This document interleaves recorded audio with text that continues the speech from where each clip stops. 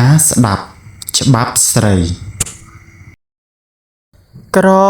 មួយមិនបានសំដីពីងតុនទិញន័យឲ្យញាតចោចិត្តក្រមួយមិនចាំងរៀងគិតឃើញញាតឆ្ងាយចិត្តហើយឡើងឆៃស្លាទួងមានមិនមានក្តីណាពីងផ្អែមចរចា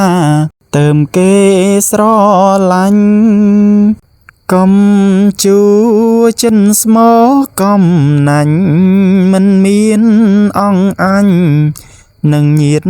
សន្តានកើតយួងរបងផងបានកើតសុខខ្សែមខ្សានពីព្រួងកូនស្រីទួងនឹងនិយាយស្រដីកាគេជាស្រីកុំស្ដីលែងឡង់ថាលេងដូចក្មេងញែងញងឃើញប្រុងកំឡង់សស៊ីចោចិត្តសើចព្រៀងបាញ់ឈៀងបាញ់ឆិតប្រុងប្រើបានចិត្តវិហ៊ានដោយសាហៅស្រីអំប្រៃអិតកាអិតមានអរិយាមេរយាទក្នុងខ្លួនភ្លើងក្រៅ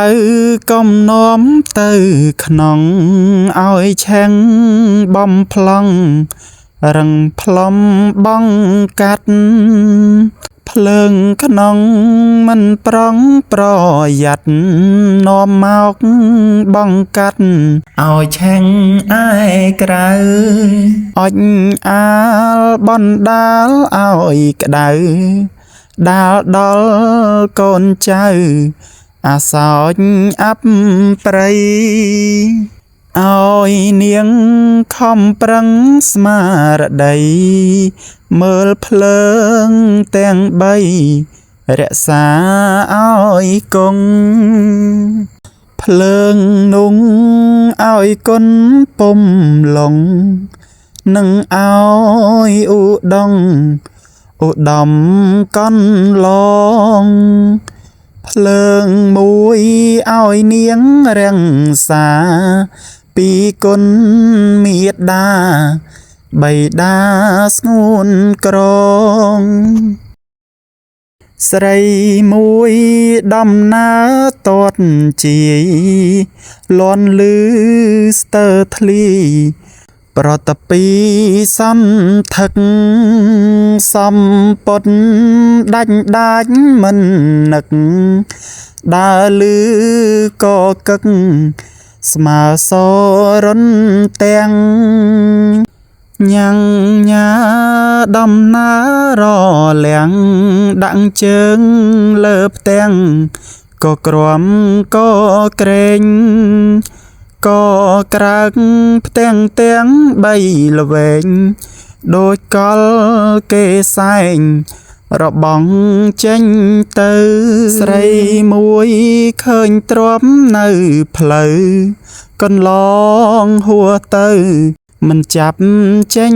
ទុកពុំចេចំណេទៅមុខពុំចេញដាក់ទុករីរតែល្វែងទ្របនុងរលាស់ចេញឯង